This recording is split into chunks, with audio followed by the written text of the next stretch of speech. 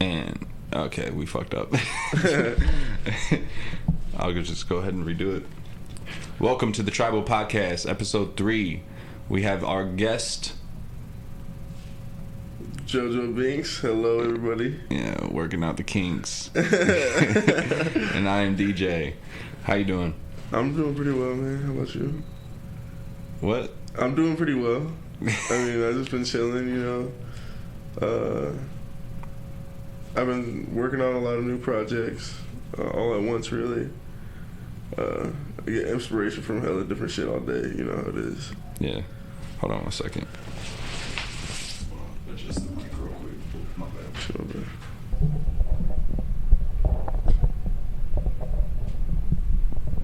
There. But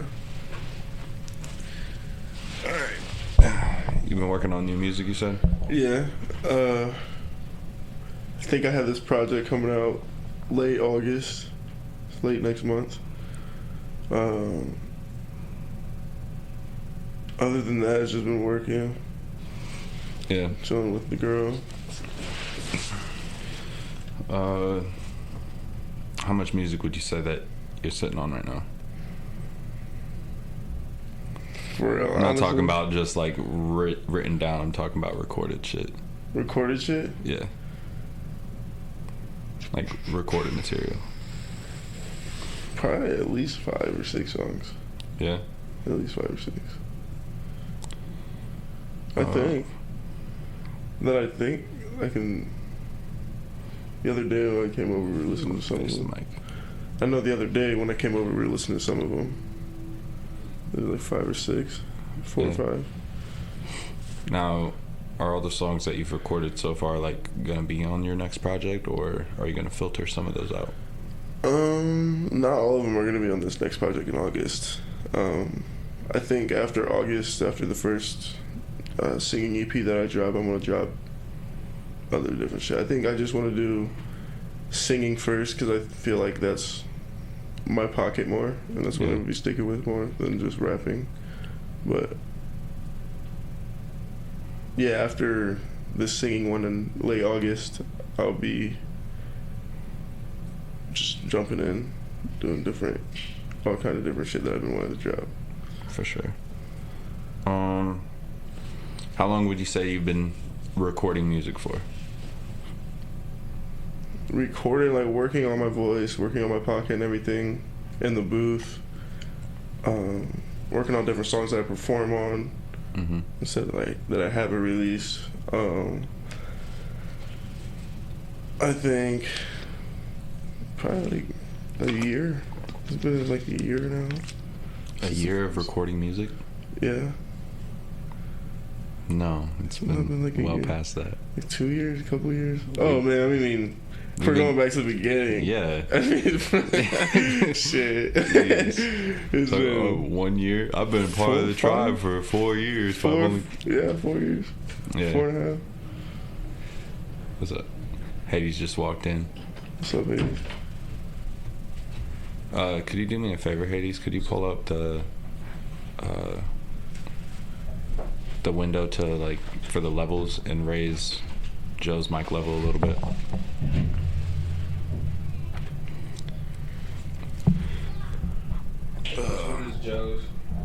Talking to your mic, Joe. Check 1, check 2. Check. Check a loop. Check 1, check 2, check a loop. How's that? Okay. Yeah. Just a little bit. What's up? Hello. So Hello? you've been recording music for 4 years. Yeah. Around 4 And- years. You also have been a member of the tribe for 4 years now. Yeah. Yeah. I mean, how long have we been friends though? Because I used to see you.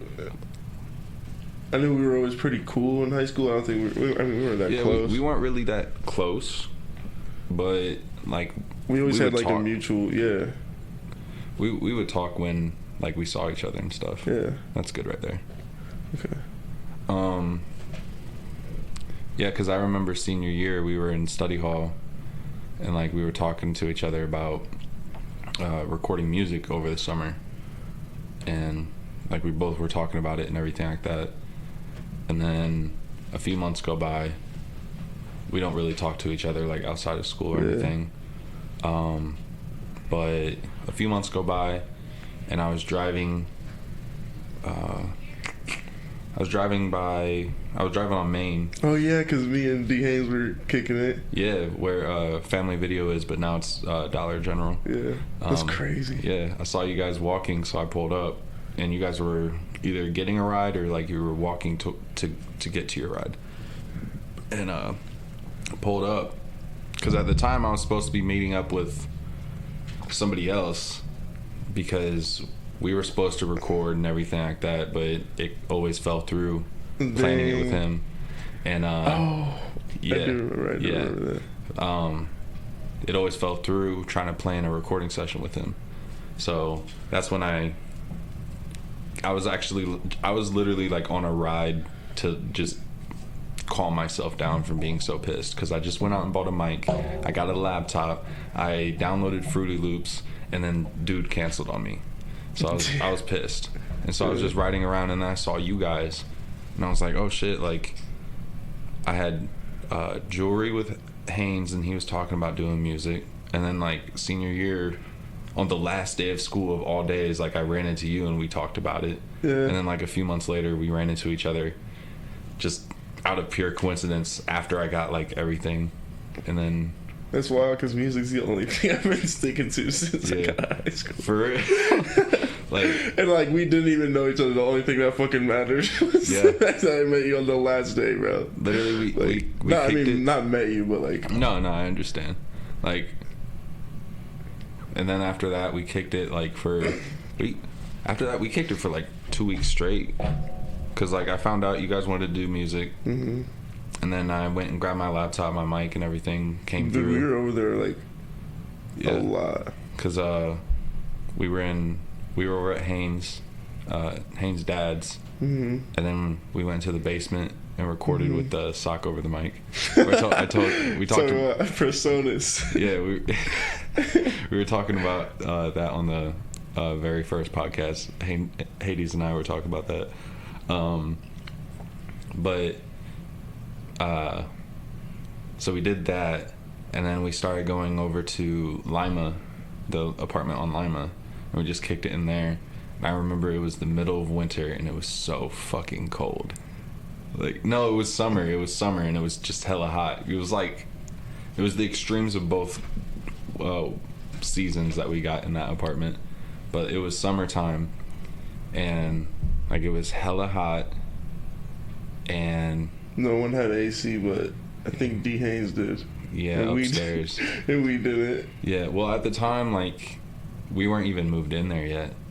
It was just us going over there and kicking it. Like, you would sleep on the recliner, and I slept on the couch. For a while. Yeah. And then we finally bought out the place. Yeah. And then we finally brought, like, our stuff in and everything, got our own beds. Yeah. And, yeah.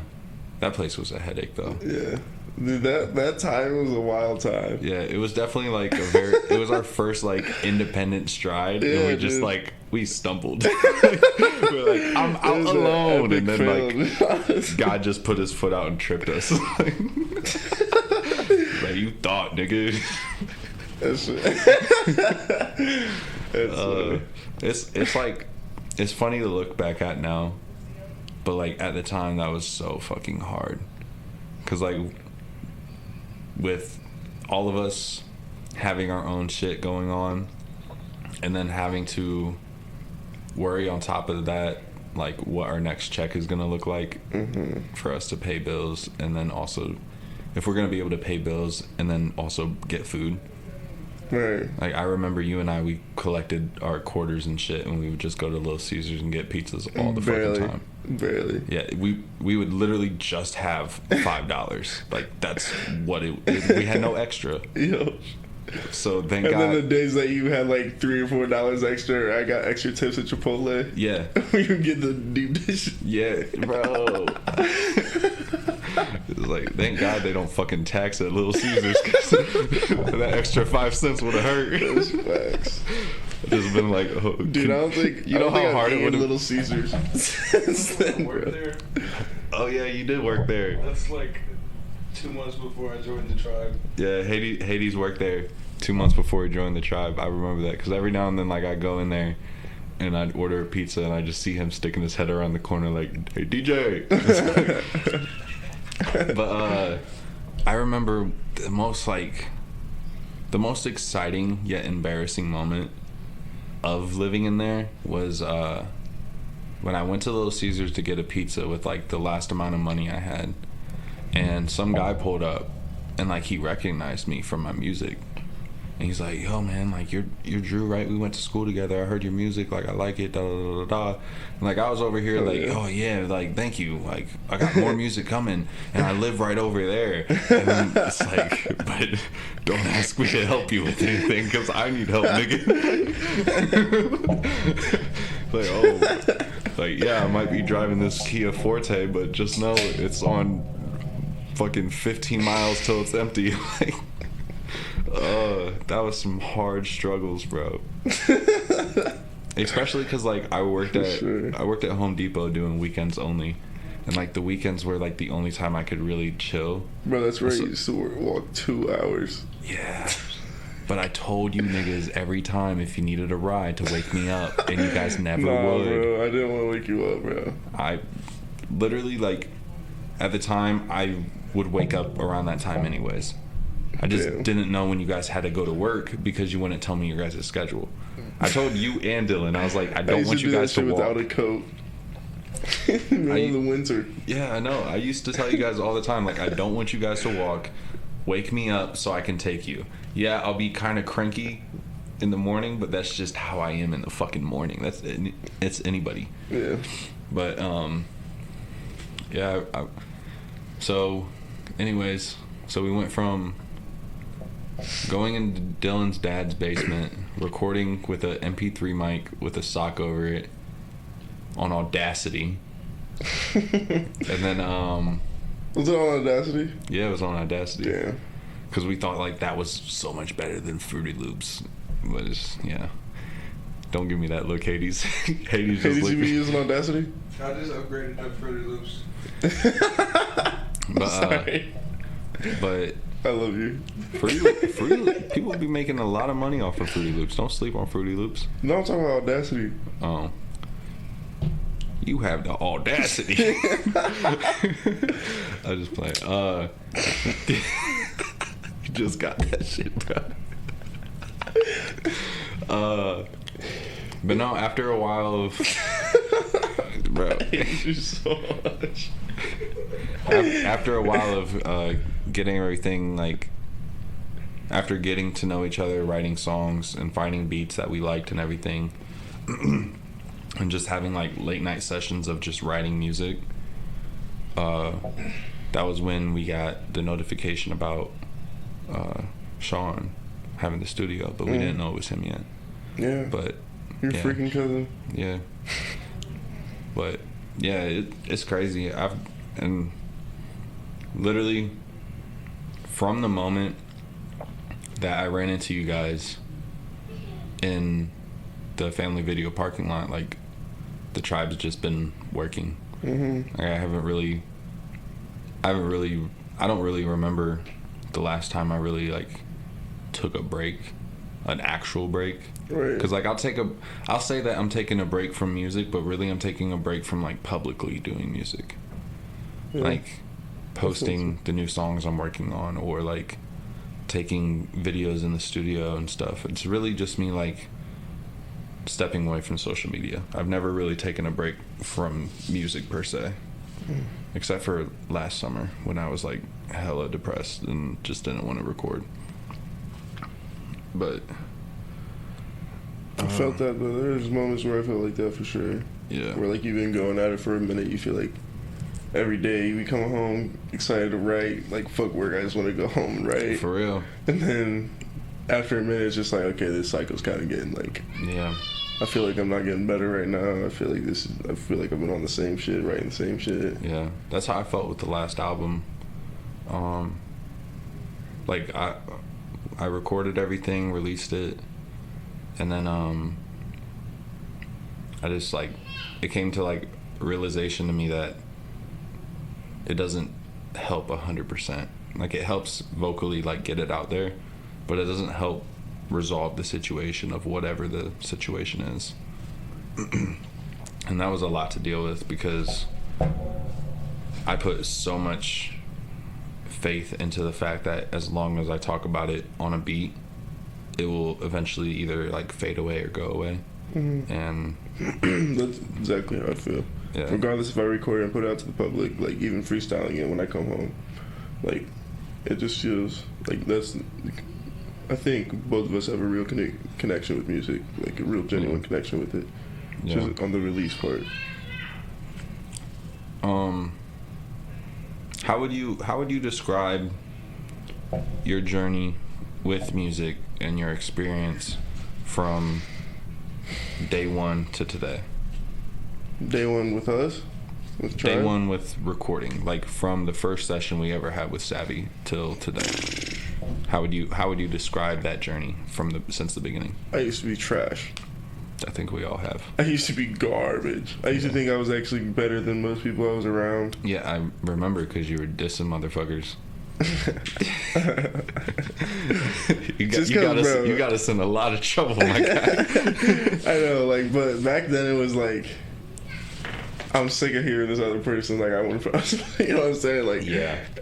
And I just didn't have the respect I probably should have, for real. Yeah, we've learned though, because like at the beginning it was more of like, gimme the attention type shit. Like it was like you're on the microphone and like basically going up to people like, look who's doing it now.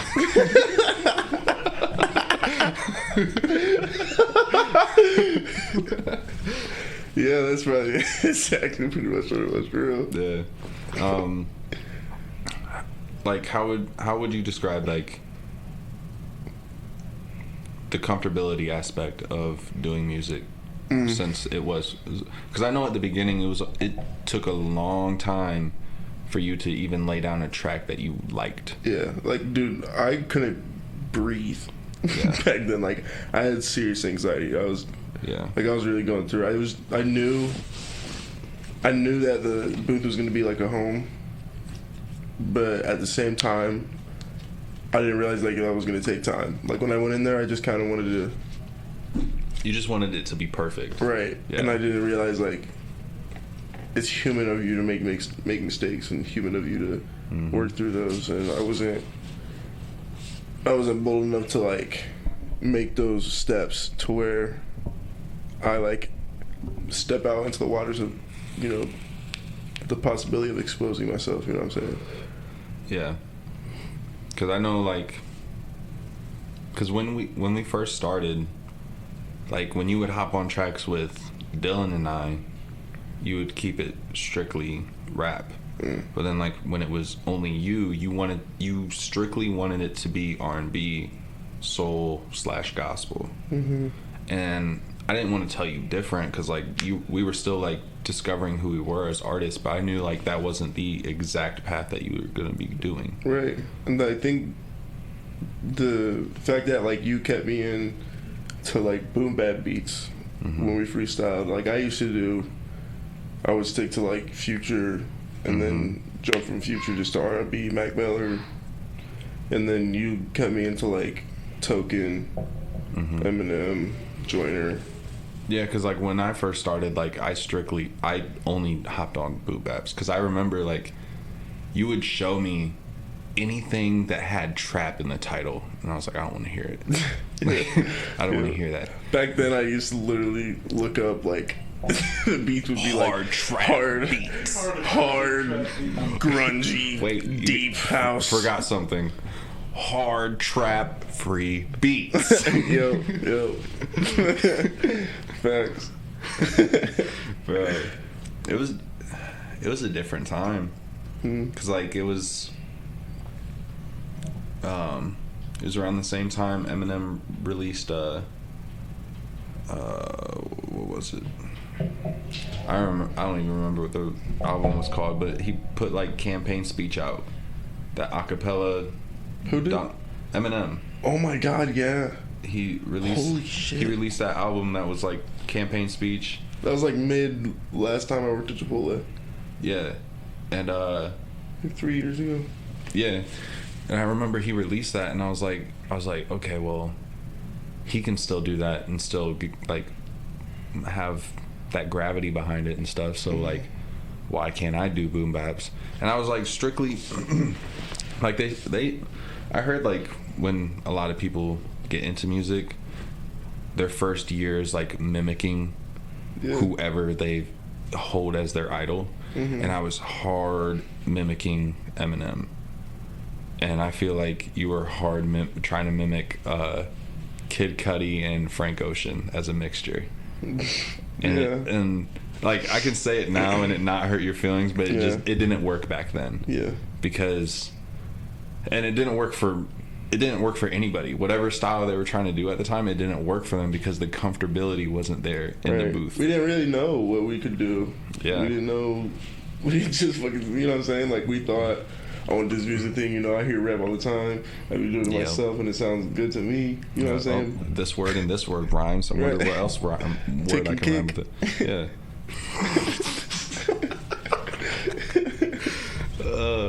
But I think the first song that I ever had like fun creating was Caramel Rap. Yeah. Cocoa Crisp, Cocoa Butter. Cocoa Crisp, Cocoa Butter on my wrist. Right underneath the icy shit. It's like I'm not that rich. Yeah. That shit was like, I think that's when we kind of knew what we were, you know what I'm saying, at that point in time. That kind of gave the opening of, it kind of opened the doors to us of like, okay, well, this is our understanding what we are right now. Yeah, this is, and I knew like we weren't where we were supposed to be. Yeah. Like I didn't have that big head of like, yeah, this is good. This is good. Yeah, but it was like unspoken. Yeah. Like what we were just. It was like kicking it. Yeah, it was like unspoken progress. Like don't put it out there on a major scale, but we're putting it out just so that because we're having fun for real. There's those stepping stones of like, okay, these were the first steps and now they're here. Yeah. Because I remember when Sean got that mentorship with Kato and he sent one of our songs to him and I was like, bro, what the fuck are you doing? I was like, that is our first impression to somebody in the fucking industry and you're sending them our second ever song. Oh no. And I remember what Kato's, song was it? It was Caramel Rap. He sent him Caramel Rap. And dude, I've never seen Kato try to fight a smile so much because he was listening to it, finished it, and just like looked into the video camera because he was like Skyping Sean at the time, and he's like, "So what's the message of the song?" That's hilarious. And Sean was like, "I don't know." I had no idea that he actually. Yeah. Because I was mad for a few days after that. Because I told him, I was like, bro, you just ruined our first impression. Wow. But then again, it's like, he's not going to remember us.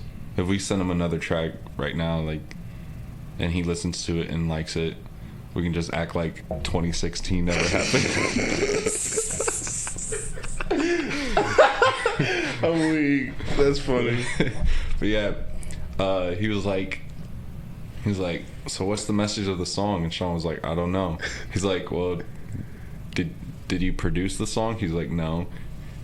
He's like, well then what kind of feedback do you want from me? Like, Kato was being a savage. He's like, you just wasted my time, basically. Damn. Like, yeah, no, that was trash. I can't believe that nigga heard my voice.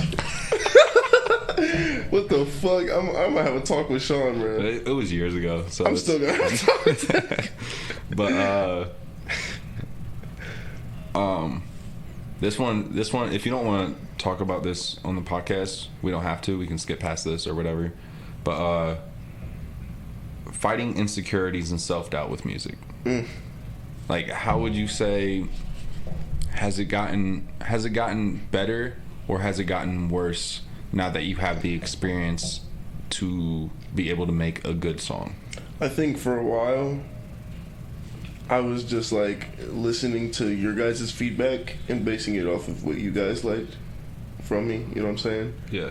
And I didn't really step into the artistry of going through the parts that I didn't like in my life, you know? and using those emotions to speak about my music. Mm-hmm. And actually channeling who I am and who I am in my music, what I knew I could probably do. I didn't do that for a while. I was kind of just freestyling, rapping, going in, writing some bullshit, recording it. Yeah. And I think... And you're talking about, like, the very beginning, right? Yeah. And then I think it took that time of us kind of did, like, not really split, but we didn't really talk for a while. Yeah. After we lost the apartment, which we'll talk about that. We'll talk more about stories of the apartment and everything on Lima once we get 3 mics, because I want Dylan to be here for that too. Oh yeah, all right. Yeah, after we lost the place and on Lima, we kind of just went our separate ways for a few months. Mm-hmm. Yeah, that was kind of a sad time for real. Yeah, for real. But I think it took all that, and then I moved to Colorado for a little bit. Yeah, and I think it was around when I first moved to Colorado, when I was like, I think it was around New Year's when I moved. Mm-hmm. And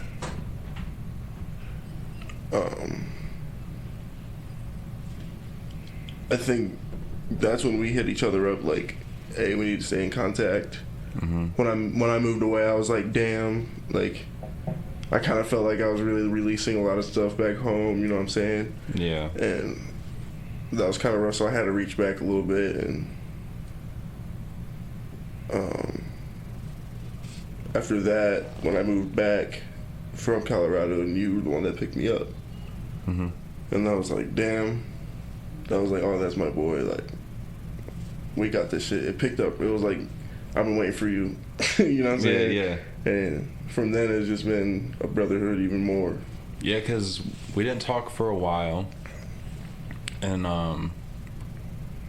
then, well, we talked on and off before you left for Colorado. And then you did leave for Colorado. And then we didn't really talk too much. We messaged every now and then, but not too often. And then I messaged you, or no, you messaged me and you were like, hey, I'm going to be coming back in like 2 weeks. And that's when I was like, okay, well, like, let me know so I can free up some time and come and kick it. Mm-hmm. And you're like, actually, like, I'm messaging you to ask if you can pick me up from the airport and bring me back to BG, because you were going to BG. I was like, bro, yeah. Oh yeah, it's my mom's. Yeah. I think that's when you first met my mom too. That was the first time I met your mom. That was the first time I saw you in, I think when you moved to Colorado, you were gone for almost like a year and a half. Something like that. No. I was only gone for like 4 months. 4 months? Yeah. Oh well, we didn't talk for like a year we and a didn't half. we didn't see each other in almost a year and a half, but we talked on and off. Yeah, you were because gone. after the apartment, it was just like, yeah, it was we fucked up, and it was like we Yeah. were kind of apart. We were kind of disappointed, I think. Yeah, we were disappointed in ourselves and each other for kind of letting that fall through. But at the same time, like, now that we've all gotten older, like, we can look back at it and understand we just weren't ready. Yeah. But at the time, it was just like, I was for sure all types of trying to get my life together, even mentally back then. yeah, because like I said, we weren't ready at the time to be doing all that. But Sorry.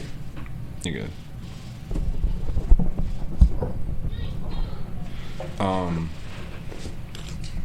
But what was I saying? Oh, you messaged me and told me to pick you up. You asked me to pick you up from the airport, and so I requested that day off, and went and picked you up. And like immediately, as soon as you hopped in my car, you immediately went and was like, yo, can I get the aux? I was like, yeah. And you start playing these beats and you start reciting songs that you wrote to him. Yeah. And like in one ear I was listening and I was like, oh shit, that's hard. And then the other ear I was like, Same.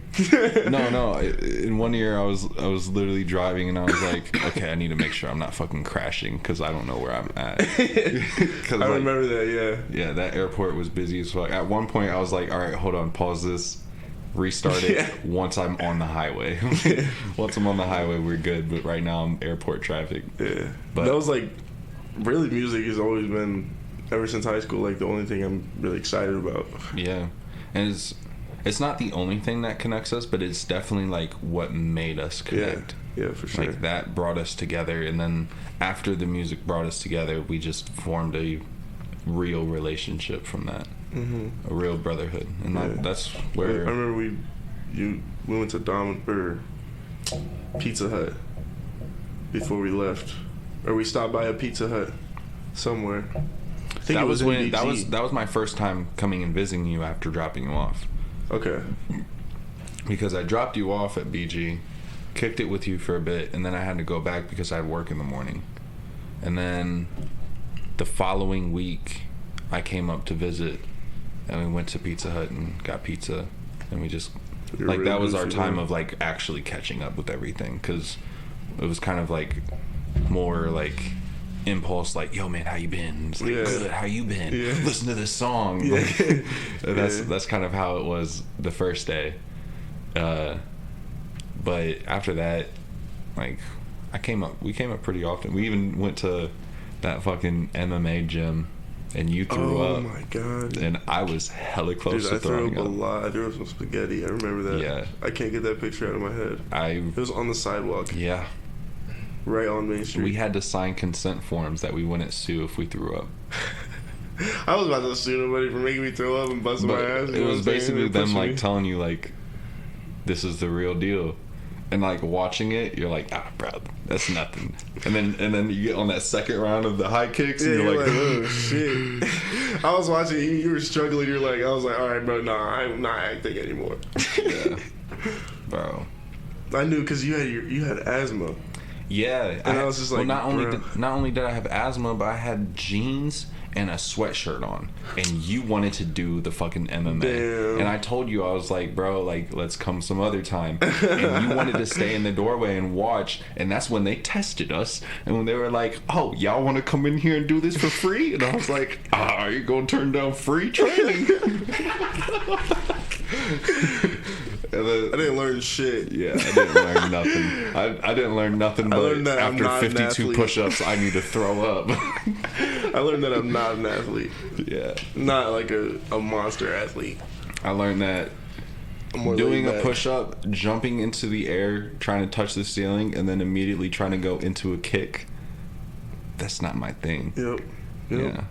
Like, I learned that I couldn't fight a ninja. I could not fight a ninja. If my life depended on it, that nigga could kill me. Straight up, like Naruto comes up walking my way, I'm pulling out that Glock, you know what I mean? Like Mr. Miyagi is not just pick up the jacket. Gunpowder jutsu. You start saying some goofy shit like that, you might kill him. Shit. Shut the fuck up. So like how would you say that your how would you say your insecurities and self-doubt has gotten better today than it was back then?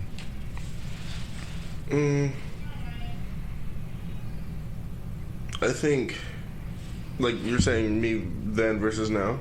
Yeah, like cuz you talked about before of how everything went down, and then you went to Colorado, and then you came back. Since you came back from Colorado, how has things changed? Damn, Colorado, I kind of hit a spot where like I need to get focused. I really need to get focused, like with this music shit especially. Like I need to start training myself. I need to be mentally what I gotta be. You know what I mean? Yeah. Like I can't, you know, like even at a new job, you gotta basically kind of fake it till you make it. Yeah, you have to have that self-confidence even if you don't have actual confidence doing it. Yeah, you just gotta like just kind of cope with the starting, you know what I'm saying? And I think when I really kind of put myself out there with my music, it really talked about the real shit when I was in Colorado. And that's back when X died. Yeah. And I think that kind of, the connection he made with the world, and me and you called me. Yeah, I remember, because literally, this is the crazy thing about that day, was because, like, I slept on X for so long, because I just, like, after you guys showed me Look at Me at the apartment, I was just like, oh, I don't want to listen to this guy. But it was like, there was 1 week that I was just like hella depressed, and then I listened to 17. That's when his music hits you. And then I finished 17, and then I listened to ? And I listened to it over and over and over, and then I went into work, pulled into the parking lot, and I was like, damn, like, pulled up Twitter, and I tweeted, I was like, I need new music from X now. Went into work, came out on lunch break, and it came out that he was shot. Literally within 4 hours of me tweeting that. It was fucking crazy. The universe is like, nope.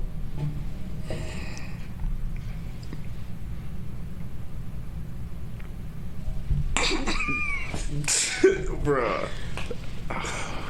I mean, I'm mad that I laughed about that. But yeah. But you were saying, back then, when there's two guys I met in Colorado, and we were doing music, and they kept me connected into music.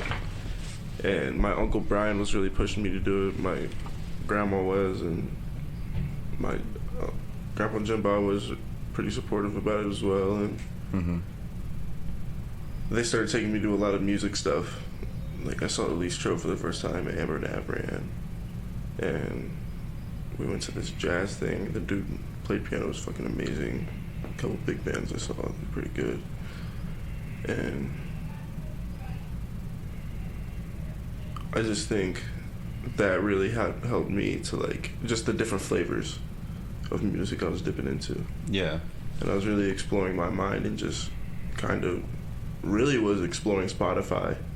And just going deep Spotify, like, artists from artists, you know what I mean? Yeah. And Spotify's great for that. Yeah. I love Spotify, because, like, you'll listen to an artist, and then, like, the following day, Spotify will be like, okay, well, we made a daily playlist for you with this artist and similar artists to that artist in it. Yeah. And I think after he died, and I saw what impact he had on the world, and all those people that were so sad, and that made me kind of, and I had already been thinking about what I really want to do in my life, like what I really want to be at the end of my life, if I'm blessed with all my days. Yeah. You know what I'm saying? Like, giving to third world countries type level, and really making a change in their nation type level. Like, I feel like that's what he was on. You know what I'm saying? He changed a lot of people in our nation. He was like a big stepping stone for, I think, hip hop now. Yeah.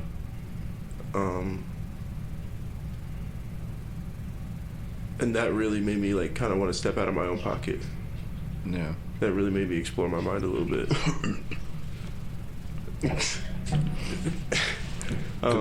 Because I do know, like, even after the process of going to Colorado and coming back, getting back into music again for basically, like, the first time all over again, I do know, like, I saw that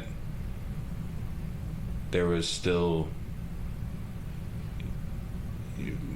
like, you always want to be your biggest critic, but you, like, over criticized yourself, even when you did come back, and still some till this day, like, and everybody does it, Yeah.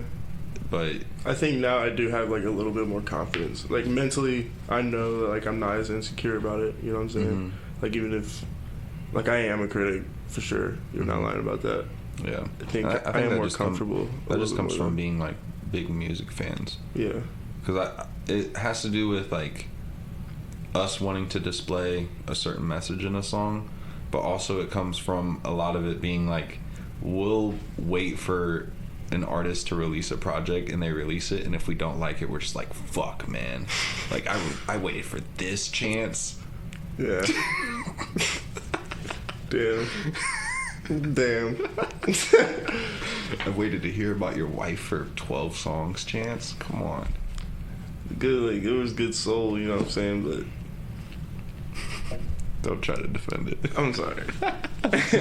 But no, like, Chance Did was such a huge part of my life, and I was waiting for something great. yeah, and the album being called The Big Day, you're like, oh shit. Yeah. And then like he releases it and you find out it's just 12 The songs whole about thing his felt wedding like a big day. It's just like the 12 Days of Christmas, the Chance version. Yeah. I mean, like, imagining like the big day when you're getting married and you are Chance the Rapper, you know what I'm saying? Yeah. But like you couldn't have made like some different Like, one or styles. two or three songs maybe. Or maybe like release those like as some kind of like singles, or filter through some of them and put them on a project and like add that Future I think Chance ever song. since then, honestly though, like for me mentally, I still have the same respect for Chance that I've always had. Oh you know yeah, what I'm saying? no doubt. I have hella respect for Chance still. What the fuck was that sound? But like at the same time, I think he kind of like, now all the songs I hear him on is just like, oh, Chance is still around. I would have to agree with that, because he did Coloring Book, popped off like crazy. Coloring Book and Acid Rap in 10 Day. Well, I'm saying, like, of course he had this stuff that was leading up to it, but he dropped Coloring Book, blew up. Then he did that song with DJ Khaled, Quavo, Justin Bieber, and Wayne. Blew up and got plaques from that too. And then he kind of just like disappeared for a bit, and then he came back. Lemonade. Yeah, and like the singles that he was releasing prior to The Big Day actually went hard. Like what was it? I Need Security. Yeah. That song went hard. Like, Yeah. I remember I had that song playing on repeat, and then he had the and it was in the vibe of life too, you know what I'm saying? yeah, and then he had that song with the fucking Arthur Fist meme as the cover art. Yeah. That one went hard. Yeah. Those little art ones that he dropped, like all the ones that kind of had that Arthur vibe to it. Yeah, the 3 singles that he dropped. Yeah, my bad. Those were all pretty good. I liked all those. Yeah. But then I don't know. I guess it's just recently. Yeah. I think it has to do with a lot of the stuff that's going on in the world, though. Yeah. Well, in Logic's new album, he like addresses that. He pretty much just he addresses Chance on it, because he's like, well, how do you expect Chance to rap about the same shit from back then when that's not his life anymore, type of thing. Which is understandable, but like, I understand they're different artists, but like J. Cole can still do it, Kendrick can still do it. Like, even though they're multi-millionaires, they're still able to make music that relates to the struggle. Yeah. So I think it's not like it's impossible. He was retiring, I think. Yeah, Logic retired. Yeah. It was his last album. That dude's music hit a deep time back then. Yeah. The No Pressure album, the album he just dropped. I got all respect for Logic for that album goes hard as fuck. But let's see. What would you say has been your biggest inspiration in life and in music? Honestly, are they two different things, or are they the same? I think the fact that my world revolves around music. Anytime I listen to music, I have like a relationship with it. You know what I mean? Yeah. Every time I listen to a song, there's any genre it is, especially with hip hop even more. Yeah. It's like I want to learn lessons from these people.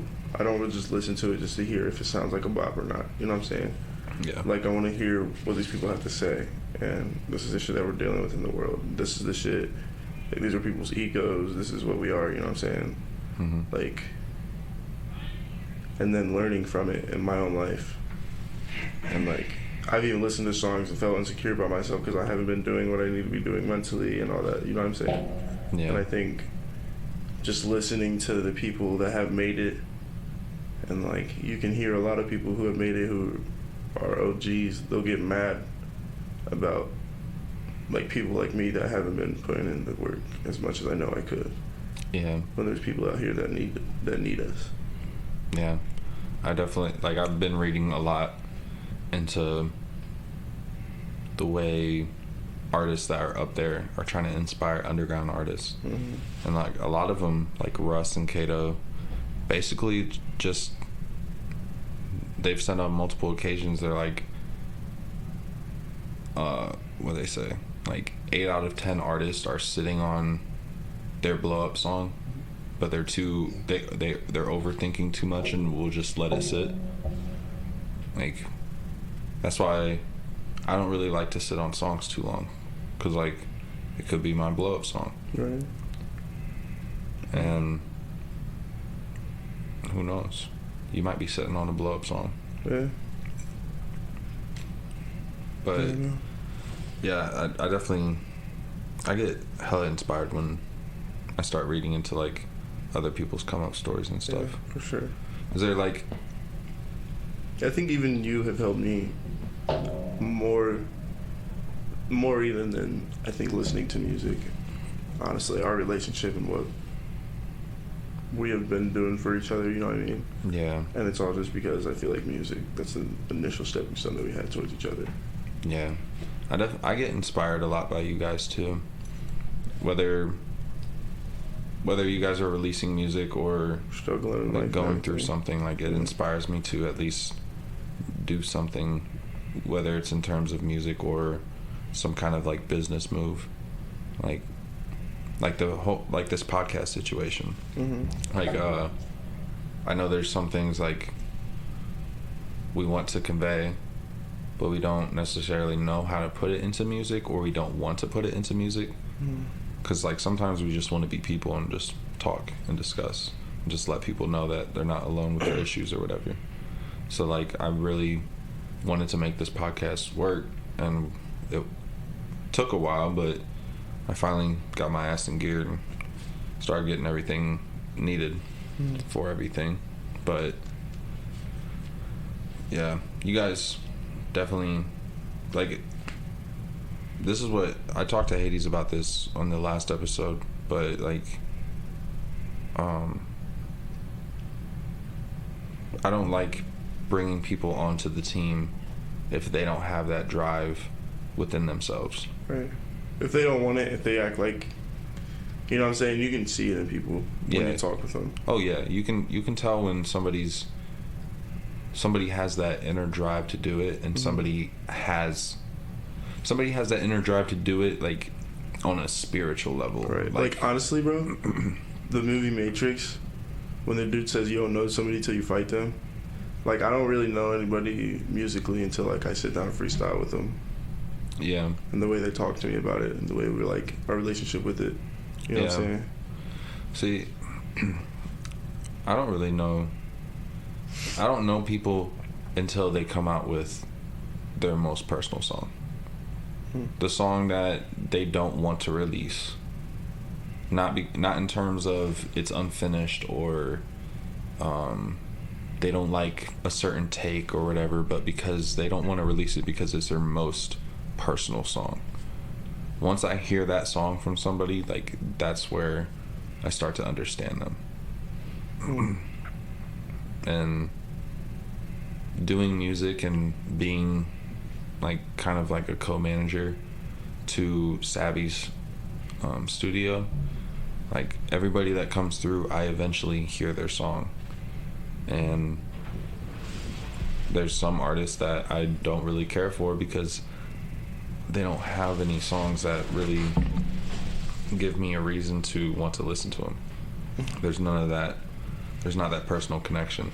It's just pretty much all for the hype. And that's cool and all, but people are only hyped on the weekends, really. Right, for real though. So what are you doing with the rest of your week? Like, you're not going out and partying on a fucking Tuesday night. No, you're sitting in bed thinking about your life. Unless you're rich. Yeah, I mean, if you're doing, if you're already like popping, of course, but yeah, I would say, so like, if you were to name one artist that inspires you the most out of everybody, with your music, who would it be? Honestly, I think there's two. Mm-hmm. Just because in my life, when they started with the more R&B back in the early 2000s, Mm-hmm. R&B was everything. You know what I'm saying? Yeah. Just the R&B bops. And I think J. Cole and Drake are mine. Yeah. Crooked Smile, definitely, like, Yeah. that shit, like Haiti says, cutting onions. I think Workout, the song Workout. I didn't connect with Workout as much as I did with Crooked Smile. Dude, Workout, I was a kid. Yeah. Like, I remember. We both were. Yeah. I mean, like, I remember, like, I used to fall asleep to that song. Like, I used to play that shit when I wanted to go to bed. And back then was when I really made a connection with music. Like, even, like, personally, like, even with, like, the serious stuff, like, with family and everything that was going on, Mm-hmm. when I used to hear my dad play, like, it would be, like, the music would just be so peaceful. Yeah. And that's, like, back then is when I knew I wanted to do something, like, big. You know what's crazy? Like, back then when J. Cole released Crooked Smile, like, I listened to it, and, like, I had this thought at the time. I was like, damn, like, he's releasing real music. He's not going to be around for a while because of just how the industry works. And he ended up making it work. Mm-hmm. Because he released Crooked Smile, and then he did shit, what was it that, I don't know, well, Power Glide, Power Trip. Power Trip. Yeah. He did Power Trip, and like Crooked Smile, and then Power Trip, and I was just like, oh, bro, like he's gonna stop being real. That's what when I heard it, I was like, damn, he's gonna stop being real. But then, like, he took a hiatus and came back with 2014 Forest Hills Drive, and I was like, god damn, I didn't even notice this nigga was gone, but he was gone. I didn't notice he was gone, but I missed him. That ass stuff. For real, that was the energy back then. Like, oh man, he has been gone for a minute. But I've been missing his music. What the fuck? What has he been spinning? Oh shit. But with Drake, I think, like, honestly, I listened to the fan base. I used to listen to the fan base about Drake when I was younger. Yeah. You know what I'm saying? Just what I thought society was totally different than what it really is. Yeah. You know what I'm saying? And, like, the moves and all the beef he had and whatever, like, to me, it was, like, I still got respect for everybody that's got it. You know what I'm saying? Yeah. Just because I don't. What I'm saying is, like, his music always makes me mad. It always makes me mad because it's good as fuck. Yeah. It makes me mad as fuck. Yeah. Because I be spinning, sometimes I, like, actually be spinning with the songs. And just his energy makes me want to go harder. And then I end up inevitably going harder. And it makes me mad. I'm just like, why I gotta listen to this nigga's music to make me go? For real, 'cause, like, you know what I'm saying? Literally, like, it's kind of like the artist mentality. Yeah. Where you hear somebody and everybody loves this person on a mutual scale. And you're just like, bro. I'll be like, I'm bro, tired of like, hearing about this nigga all the time. Not for real. Like, you know, like it's more like God's plan. God's like I got a plan. God got a plan for me too, Drake. You think God only got plans for you niggas? Like, I only love my bed and my mama. I ain't sorry. You know, I actually started telling myself I only love my bed and my mama. I was like, I don't love these bitches. See, listen. The thing is like Drake releases a song and it becomes everybody's Instagram quote for the next 3 weeks. It becomes people's reality. Yeah. Because this nigga was balling, because Future was balling so hard in the song, now my little sister's gotta act like Future. Yeah. Literally. You know what I'm saying? It's like Future just, every time Future releases an album, you just gotta like stay. It was really NBA Youngboy, but like. No, listen, like you. What? I'm just playing, go ahead. Anyway. Future releases like an album and you just gotta stay away from the bars for a few weeks because everybody just is on top tier toxicity. Dead ass. Like that nigga Future be wrecking everybody. You fucking shit up. Yeah. But yeah, Drake is definitely that dude that has been on top for a long time, and it's to a point now where like he releases something, you know it's gonna be on top, and you're just like sitting there just like, oh, yeah, I like this song. Yeah. Not gonna talk about it though. But I'm gonna stream it. I'm gonna listen to it a lot. Like Pop Star. That pop star. That shit's hard. That shit go hard. I ain't gonna talk about it though. The Grease. Grease by The Weeknd. We just talked about that last podcast. Those shits go.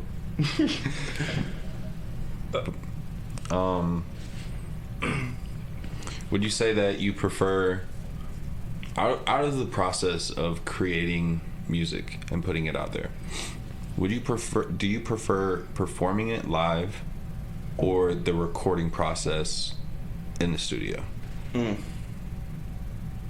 I think the recording process in the studio, just because I like doing the basic thing with the boys the most. Yeah. You know what I'm saying? I like keeping it at home the most. Kind of keeps it, because we're the biggest fans of our music right now. You know what I'm saying? Like, yeah, we bop to our shit every time we hang out, and that shit's just dope. yeah. And I feel like when we think it's all good, all of us are on this. Like, when I create something and y'all have the same energy as I do about it, Yeah. it's like, oh shit, okay. Like, I've done something now. You know what I mean? Mm-hmm. And it's just a matter of us getting that out to people and having that same relationship with people with my music. I think recording it, performing it is really cool just for the people that aren't here every day. Yeah. You know what I'm saying?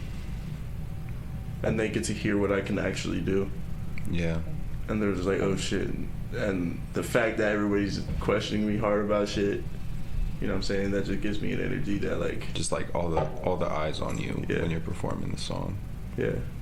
And then even to like, know like when you're on stage performing, like they have no choice but to like pay attention to you in one form or another. right. Either they're paying attention to not trying to pay attention to you by like trying to tune you out because they're like stuck in their own head or whatever, or like their attention is fully on you, trying to like feel you reach out to them with your music. Mm-hmm. But I when it comes to recording in the studio, I do know like I think all four of us like definitely have a better time in the studio than we do on stage, just for the sole purpose of like the experimentation and the how personal we can make it, because like All five of us though.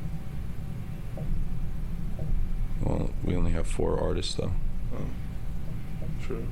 Well, I mean, D. Haynes plays drums. Yeah. Yeah. I really want to. I said this on the very first podcast, but I want to get Haynes on stage because that'd be Bro, dope. me and Dylan were talking about doing some live performance and stuff. Yeah, I've talked to him at our last show, Hades and I's last show, because he showed up and You can actually put on for real. yeah.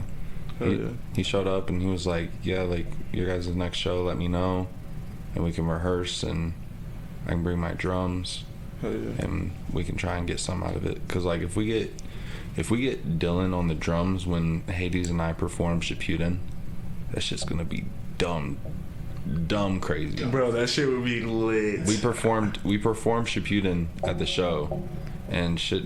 I mean, like, Dylan can really play like that too. Yeah, people weren't able like to mosh pit, but it definitely grabbed everybody's attention. But yeah, the recording process is it's difficult because if it's not for the recording process, you can't bring that energy onto the live performance.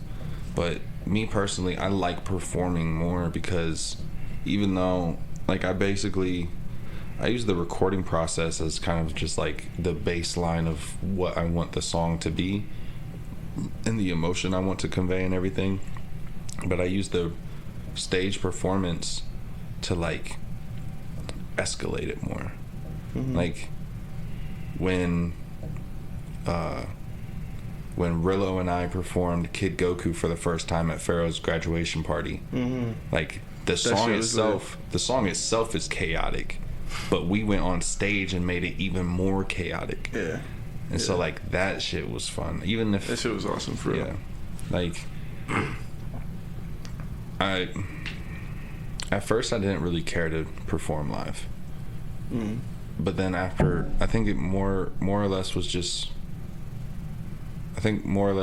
nerves that I didn't work through yet. So I was just like, like, oh, I'm gonna perform just to be performing. I think I still have that a little bit though. Like I've only performed like two or three times. Yeah, but like after the fourth time of me performing,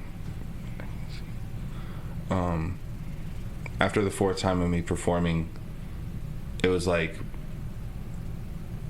I was able to break that kind of nervousness and just go for it. Okay. Like I didn't feel like me yelling on the microphone would be too much.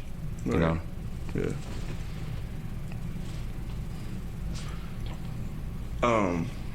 I think kind of I felt that a little bit with my last performance with you when you did Kid Goku at Hades' birthday. Actually, I think is when I kind of let it loose. Yeah. Yeah, and I had my cousin there, and I kind of thought, you know, part of my family's gonna see this time, and it's kind of that part of my family that would appreciate it. I feel like, you know, I guess that just might be how I view it and all, because, you know, like my family's all Christian and stuff. Yeah, I know, like during rehearsal, like that was the big thing that you were literally pacing on stage, like, oh, they're gonna be here, they're gonna listen to this song. You were like, you went up to me in the VIP room and you're like, do you think I should perform this song because like my sister's gonna be here and she's gonna hear it, she's gonna know she knows it's gonna be about so and so, and like I just don't want that awkward tension, blah blah blah. I was like, bro, like they're here to listen to your piece, like this is your time, like, and that's when I like told you, I was like, bro, like you're an artist, that song's gonna be released anyways, like either you share it on stage right now so it's the most personal it can be with them, or you release it on a track where they listen to it on their Apple Music or Spotify or whatever, and regardless they're gonna hear the message. And I mean, you killed your shit. Thank you. I do feel like lately though there's been a different kind of music that I'm making. Like I feel like my music has hit levels. I don't know if I want to separate all my creations like that, but I feel like my music shifts with my mind state in life. Oh yeah, You know most what I mean? definitely. And like, even if it's on the same genre, it's just like there's new levels that I find as I level up. Mm-hmm. You know what I'm saying? And I love seeing everybody's progress. Yeah, for sure.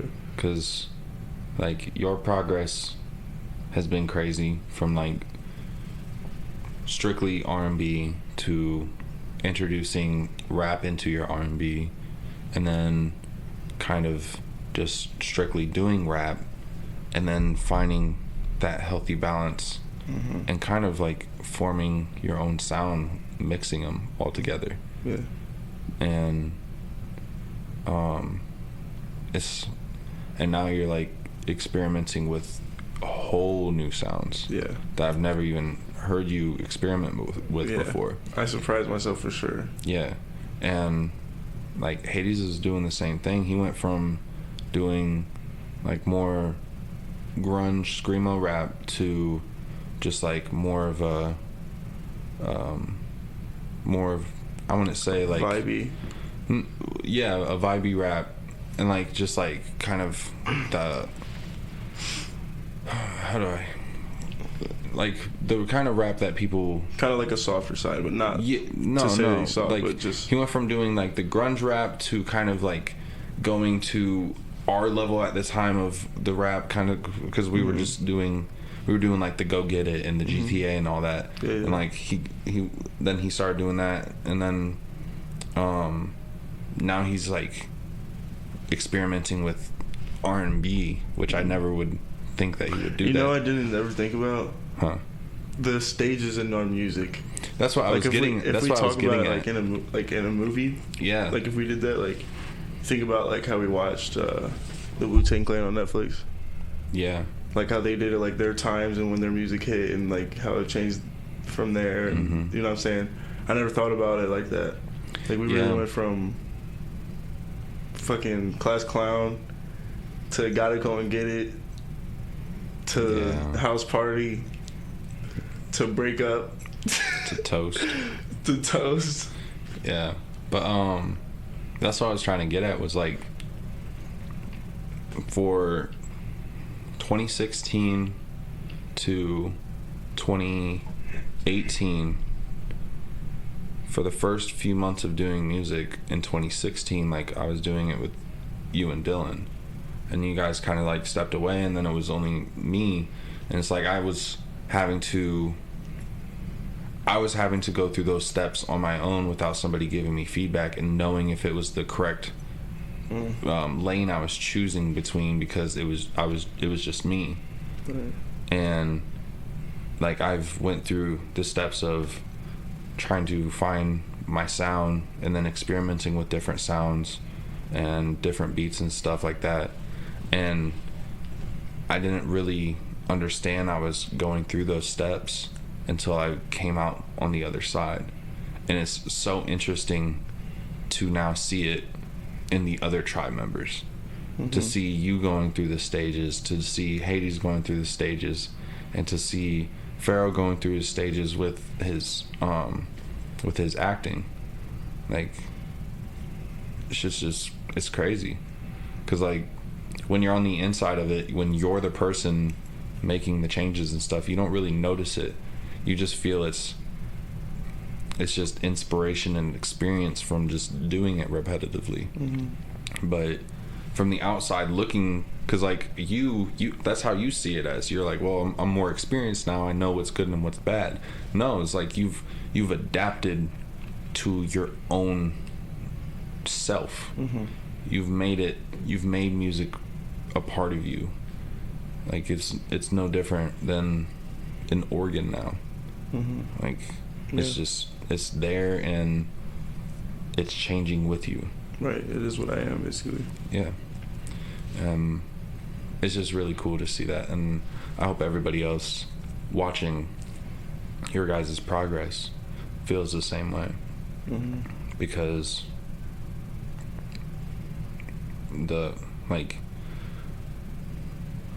honestly, like the big thing of being a fan of music and being a fan of a certain artist is watching their growth.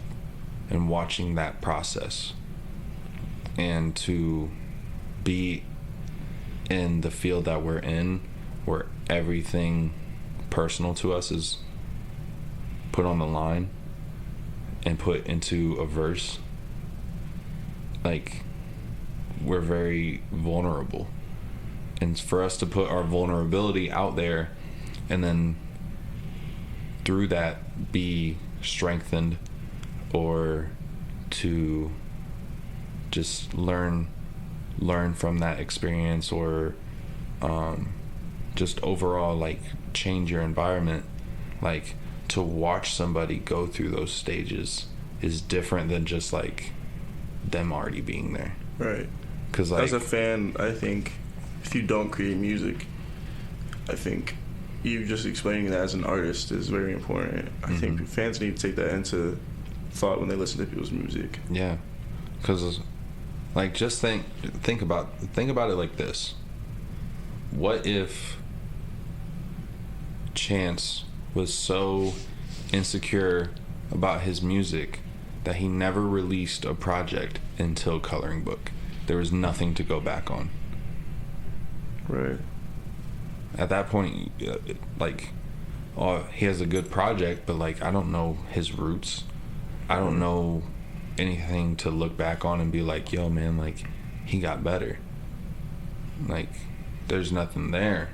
So like, that consistency is needed, and I'm glad that everybody in their own way is starting the process of taking everything more serious. Because I'm not gonna lie, in December I had doubts that anybody would even still be recording by this time of the year. Yeah. I had high doubts that the tribe would even be the tribe still, because everybody was slowly going their own way. Yeah. Farrell left, then you were talking about leaving, and then you ended up moving, and then oh shit, it's almost time. But we'll go ahead and finish this up. But you went to BG, Farrell went to Toledo, Hades just got added to the group, and then Sean and I weren't having the best relationship at the time. We were butting heads, but that happens a lot with us because we've been working together the longest. But all that was happening, and I was just sitting there. I felt like I was in the passenger of a car that I built. Like I felt like I was just like, damn, like I'm just watching this like, shit. Fucking just drive. Yeah. I'm sitting here. Yeah. Yeah. And I was hella scared. That's why, like, in December I hit everybody up with that long message of just like, we need to start taking this serious, because I was worried that everybody was kind of just fading away, and I was just gonna end up talking to an empty group chat. And it's crazy because I don't think I've told you.